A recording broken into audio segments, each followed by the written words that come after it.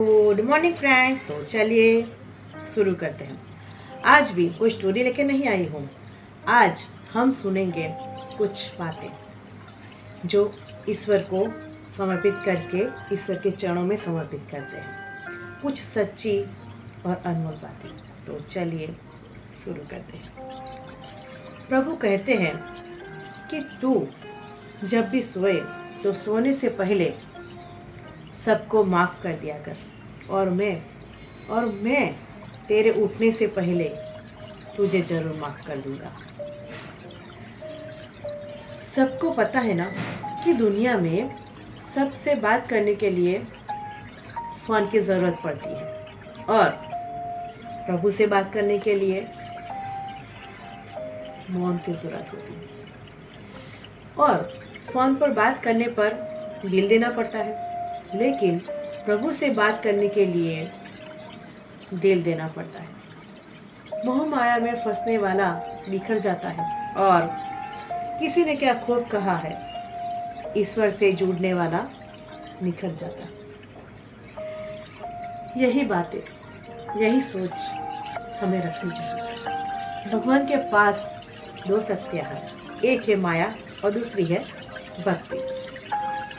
जब कोई भगवान के समक्ष जाता है और भगवान को प्रणाम कहता है तो प्रभु पूछते हैं कि बोलो क्या चाहिए, माया चाहिए या फिर भक्ति।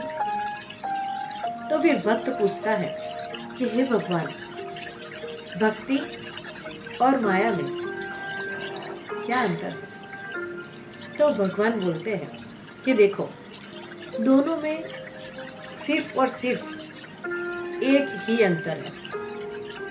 अगर तुम्हें नाचना है तो माया ले जाओ, और तुम्हें जो मुझे नचाना हो तो तुम भक्ति ले जाओ। क्योंकि जीव जिसके वश में रहे उसका नाम माया, और भगवान जिसके वश में रहे उसका नाम है भक्ति। समझे ना? भगवान के राज्य में समस्त संसार नाचता है, और जबकि भक्ति के राज्य में भगवान स्वयं नाचते हैं। इतनी ऊंचाई कभी न देना प्रभु कि मुझे ये धरती पराई लगने लगे। इतनी खुशियाँ कभी न देना प्रभु कि किसी की दुखों पर मुझे हंसी आने लगे। मुझे ऐसी शक्तियाँ नहीं चाहिए जिसका मैं निर्बल पर उसका प्रयोग कर सकूं। निर्बल का दुख का कारण मैं बनूं। नहीं चाहिए ऐसे मुझे भाव कि किसी को देख देख मुझे जलन हो, मैं जलन में जलकर मर जाऊं। ऐसा ज्ञान भी मुझे कभी मत देना कि जिसका मुझे अभिमान होने लगे। ऐसी चतुराई भी न देना कि लोगों को मैं छलने लगूं। हे प्रभु, किसी ने पूछा कि भक्ति क्या है, तो प्रभु ने बहुत ही प्यारा जवाब दिया कि भक्ति हाथों और पैरों से कभी नहीं होती, वरना विकलांग कभी भक्ति न कर पाता। भक्ति नहीं आंखों से होती है, वरना सूरदास जी कभी न कर पाते। और ना ही भक्ति बोलने और सुनने से होती है, क्योंकि वरना मूंगे बहरे कभी भी भक्ति न कर पाते। नहीं भक्ति धन और ताकत से होती है, वरना गरीब और कमजोर कभी भी न कर पाते। भक्ति तो केवल और केवल भाव से ही होती है। एक एहसास है भक्ति जो हृदय से होकर विचारों में आती है, और हमारा प्रेम परमात्मा से जुड़कर रिश्ते में बदल जाता है। भक्ति भाव का सच्चा सागर है। भगवान ने इंसान को जब बनाया था तो उसे सब चीजें दी, पर एक चीज इंसान के हाथों से नीचे गिर गई, जिसे भगवान ने अपने पैरों के नीचे दबा लिया। इंसान के चले जाने के बाद भगवान से किसी ने पूछा कि आपने अपने चरणों के नीचे क्या छुपाया है जो इंसान को आपने वापस नहीं दिया? ऐसा तो क्या है? तब भगवान हंसकर बोले, मैंने अपने चरणों के नीचे शांति छिपाई है। इंसान सदैव इसके लिए तरसता रहेगा। वो हर जगह इसे ढूंढेगा, वो नाकाम रहेगा और आखिर में उसे ये मेरे चरणों में आकर ही मिलेगी। मनुष्य का यही स्वभाव है कि वो सुख में ईश्वर को याद कभी नहीं करता और दुख में उसे सबसे पहले याद करता है और उसका ही स्मरण उसको होता है। किसी ने पूछा कि भगवान कब याद आते हैं? जवाब मिला, धर्मात्मा को हर समय, पापी को मृत्यु के समय, चोर को पकड़े जाने पर, गरीब को भूख लगने पर, धनी व्यक्ति को बीमार हो जाने पर और कंजूस को पैसा खो जाने पर, किसान को वर्षा न होने पर और मुसाफिर को ट्रेन छूट जाने पर,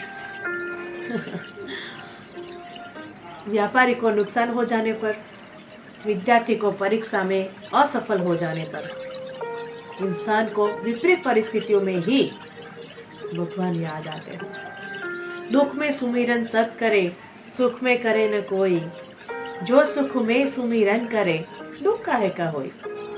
सही बात है ना? सब दरवाजे बंद हो जाए तो भी एक दरवाजा कभी भी बंद नहीं होता और वो है ईश्वर का दरवाजा। उम्मीद ईश्वर से रखो, दुनिया से नहीं। मैंने कहा अपराधी हूँ मैं, ईश्वर ने कहा क्षमा कर दूंगा। मैंने कहा परेशान हूँ मैं, ईश्वर ने कहा संभाल लूंगा। मैंने कहा अकेला हूँ मैं, ईश्वर ने कहा हमेशा साथ हूँ मैं। मैंने कहा उदास हूँ मैं, ईश्वर ने कहा नजर उठा के देख, हर वक्त मैं आस पास हूँ तेरे में। जब आप भगवान का ध्यान करें तो हमेशा यही प्रार्थना करें कि हे प्रभु, अगर किसी समय मैं आपकी उंगली पकड़ना भूल जाऊं तो आप मेरी बाह पकड़ना कभी मत भूलना। अगर मैं आपको कहीं साथ चलने के लिए बोलना भूल जाऊं तो भी आप स्वयं मेरे साथ चलना, कभी मत भूलना मुझे। हे प्रभु, ऐसी ही प्रार्थना मैं अवश्य करता रहता हूँ। आप हमेशा मेरे साथ रहना, मेरे पास रहना, कभी मुझे अकेला मत छोड़ो, कभी भी नहीं। हे प्रभु, आज मुझसे अगर कोई गलती हो गई हो तो मुझे माफ़ कर देना। भूतकाल में भी कोई गलती हो गई हो तो मुझे माफ़ कर देना और मुझसे भविष्य में कोई भी गलती ना हो, ऐसा आशीर्वाद देना। हे प्रभु, सब कुछ आपकी मर्जी से होता है, मुझे पता है। मेरी मर्जी से हुआ वो मेरी इच्छा, मेरे लिए अच्छी बात है। आपकी मर्जी से हुआ तो भी उसमें मेरी भलाई ही भलाई है। हे प्रभु, भूखों को खाना देना, प्यासे को पानी और किसी को भी भूखे प्यासा कभी मत सोने देना। सब पे अपनी दया दृष्टि बनाए रखना। हे प्रभु, सबका भला करना, सबका अच्छा करना और मुझे हमेशा तेरे चरणों में पड़ी रहो, ये आशीर्वाद देना। ऐसी सोच हमेशा रखनी चाहिए। मोरल ऑफ द स्टोरी तो नहीं कह सकते, ये तो स्टोरी तो नहीं है, लेकिन प्रभु से बात करना, प्रभु के पास रहना, प्रभु के चरणों में रहना और उनका नाम स्मरण करना, बस यही सब बातें आज ईश्वर के चरणों में समर्पित करती हूँ। कुछ सच्ची और अनमोल बातें हैं, आपको कैसी लगी जरूर बताइएगा और हमेशा प्रभु को याद करिएगा, उनके चरणों में रहिएगा। तो चलिए, इसी के साथ जो मैं पत्र लिखा रोज कहती हूँ आज भी कहूँगी, स्माइलिंग ऑलवेज